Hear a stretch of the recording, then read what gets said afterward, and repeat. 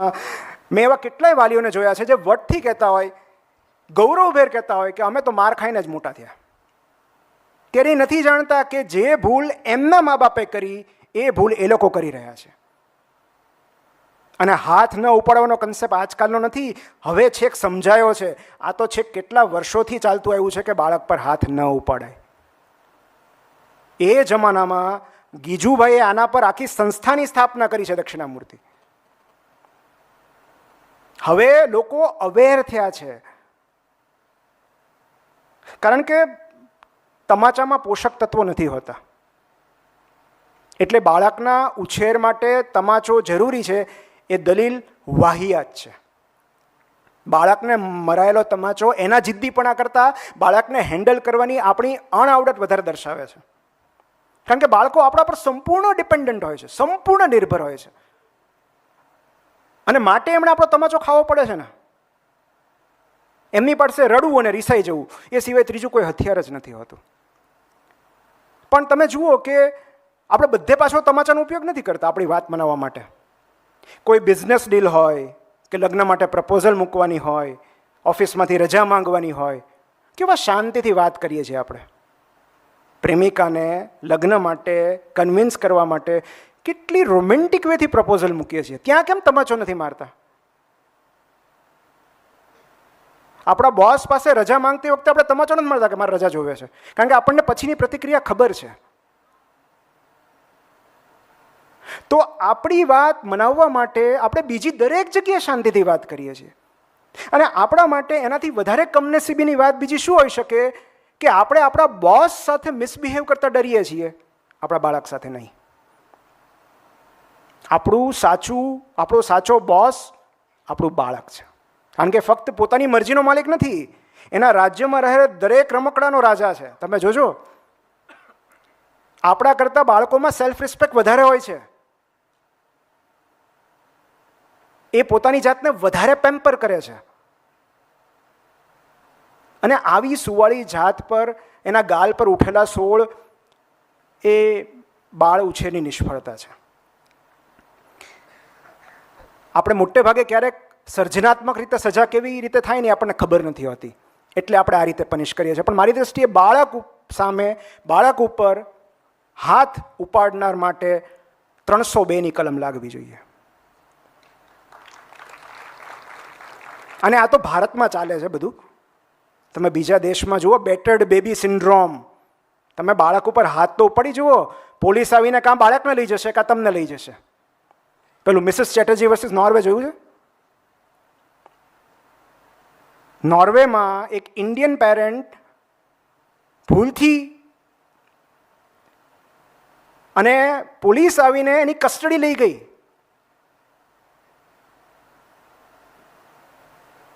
તો એ આપણા દ્વારા આવ્યા છે એનો મતલબ એમ નથી કે આપણને કંઈ પણ કરવાનો અધિકાર છે. એક આપણી પ્રોપર્ટી નથી, એ એક ઇન્ડિપેન્ડન્ટ જીવ છે. એ એટલો જ રિસ્પેક્ટ ડિઝર્વ કરે છે જેટલી આપણી સામે ઊભેલો કોઈ અડલ્ટ બિંગ. ગીજુભાઈ કહેતા કે એનું કદ નાનું છે, આત્મા આપણા કરતાં બહુ વધારે ઊંચો છે. તો આપણે જ્યારે એનું અપમાન કરીએ છીએ, એને તમાચો મારીએ છીએ, એને ન કહેવાનું કહીએ છીએ, ત્યારે સૌથી વધારે આઘાત એના માનસ પર લાગે છે, એને ઇમોશનલ ટ્રોમા થાય છે. અને પછી એવા નાગરિકો જ્યારે આવે છે ત્યારે મેન્ટલ હેલ્થ ઇસ્યુઝ સર્જાય છે. અને મનુભાઈ પંચોળી તો કહેતા કે સારું છે કે બાળકોનું યુનિયન નથી હોતું. બાળકોનું યુનિયન કે એસોસિએશન હોત ને તો વાલીઓને તકલીફ પડે કે એક બાળક ઉપર હાથ ઉપાડ્યો અને 50 બાળકો આવીને ધરણા કરે ને તો ખબર પડે કે હાથ કેમ ઉપાડાય છે. પણ કમનસીબે બાળકો પોતાના હકથી અજાણ હોય છે.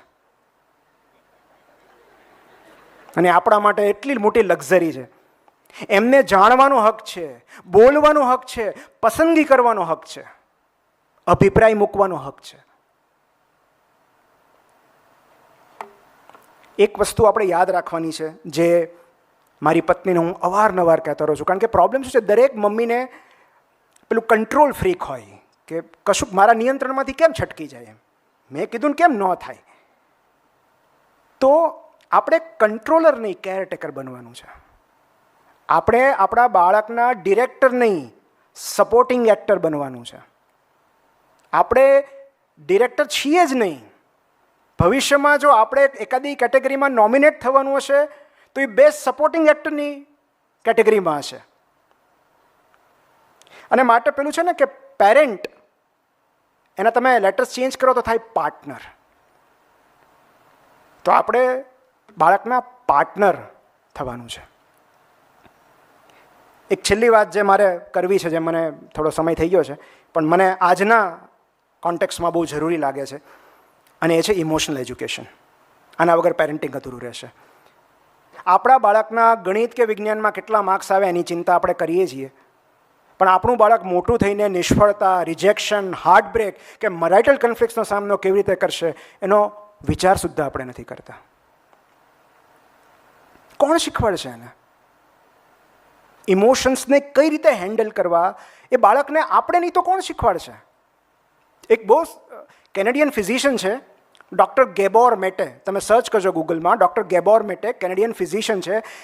એ છેલ્લા કેટલાય વર્ષોથી childhood trauma and mental health વિષય પર કામ કરે છે. અને નેટફ્લિક્સ પર એક બહુ સરસ ડોક્યુમેન્ટરી હમણાં આવી હતી, ધ વિઝડમ ઓફ ટ્રોમા.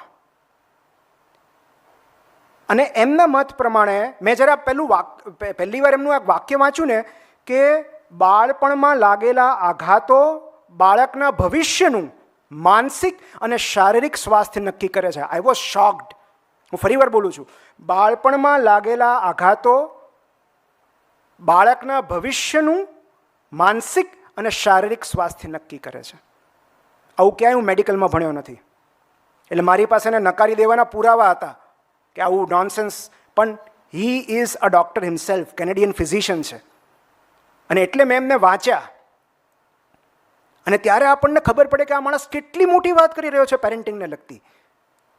અને એમની દૃષ્ટિએ ટ્રોમા બહુ સૂક્ષ્મ છે. ટ્રોમાની ડેફિનેશન, હાથ ઉપાડવો કે ગાળો બોલવી કે ઇન્સલ્ટ કરવું એ તો ટ્રોમા છે જ. પણ એમના મતે જે મા બાપ બાળકોની નેગેટિવ લાગણીઓ, નેગેટિવ ઇમોશન્સને હેન્ડલ કરવામાં, પ્રોસેસ કરવામાં મદદરૂપ નથી થતા, એ ચાઇલ્ડહુડ ટ્રોમા છે. અને એમના મત પ્રમાણે અત્યારના મોટાભાગની સમસ્યા ગેમિંગ, વ્યસન, tobacco, drugs, addiction, all kinds of pornography, બધા ડિપ્રેશન, બધા પાછળનું એકમાત્ર કારણ ચાઇલ્ડહુડ ટ્રોમા છે, ખરડાયેલું બાળપણ. તો પ્રોબ્લેમ એ છે કે આપણને બધાએ સ્ટ્રોંગ બનતા શીખવ્યું છે કે મારો દીકરો કેટલો સ્ટ્રોંગ, કેટલો મજબૂત. આપણને કોઈ વલ્નરેબલ બનતા તો શીખવાડ્યું જ નથી. ડિપ્રેશન લાગે તો શું કરવાનું, કોઈ રિજેક્ટ કરે તો ક્યાં જઈને રડવાનું, એકલતા લાગે ત્યારે શું કરવાનું. આ ઇમોશનલ એજ્યુકેશન બહુ જ જરૂરી છે. સિગ્મન્ડ ફ્રોઈડ જ્યારે સાયકોએનાલિસિસ કરતા ત્યારે એના પેશન્ટને એક કાઉચ પર, એક સોફા પર સુવાડી દેતા. પેશન્ટ સૂતું હોય અને એની નજર ઉપર છત તરફ હોય, અને એની બાજુમાં સિગ્મન્ડ ફ્રોઈડ બેસતા અને બોલતા કે બોલો તમને શું જે વિચારો આવે એ તમારે કહેવાના. જે વિચારો આવે, ભલે ગંદા, કદરૂપા, એમ્બેરેસિંગ હોય, પણ તમારે મને વિચારો કહેવાના. અને એ રીતે સિગ્મન્ડ ફ્રોઈડ એમના દર્દીઓની સારવાર કરતા. અને હોરિઝોન્ટલ વાર્તાલાપ કહેવાય છે. તો મુદ્દો એક જ છે કે કંઈ પણ સપ્રેસ ન થવું જોઈએ. જે નેગેટિવ ઇમોશન્સ છે, જે કાંઈ અનુભવાય છે, એ સપ્રેસ ન થવું જોઈએ, એક્સપ્રેસ થવું જોઈએ. અને આ રીતે એ દર્દીઓ પાસેથી સાયકોએનાલિસિસ કરતા. આપણી પાસે કોઈ સિગ્મન્ડ ફ્રોઈડ નથી. આપણા સૌથી મોટા સિગ્મન્ડ ફ્રોઈડ આપણા ઘરમાં રહેલા હોય છે, આપણા મમ્મી પપ્પા. અને માટે હું એવું કહું છું કે કોઈ પણ સમયે જો આપણા બાળકને, હમણાં જ લાસ્ટ સન્ડે એવું થયું કે મારી દીકરીનો મૂડ બહુ જ ખરાબ હતો. સાંજે 10-11 વર્ષની છે, અમે રમ્યા, પછી સાંજે એક સમય એવો આવ્યો તો એને કશું જ કરવાની ઈચ્છા ન થાય, ઇરિટેબલ થઈ ગઈ, કાંઈ મજા નથી આવતી. એટલે મેં એને કીધું, બેટા ધીસ ઇઝ પરફેક્ટલી નોર્મલ. કાયમ મૂડમાં રહેવું, કાયમ એન્જોય કરવું, કાયમ ગીતો ગાવા, કાયમ રમવું શક્ય નથી. આ મૂડ છે તો કાંઈ વાંધો નહીં, એનો સ્વીકાર કર. થોડી વાર આમ નામ બેસ, હું તારી બાજુમાં બેસું, આપણે વાતો કરીએ.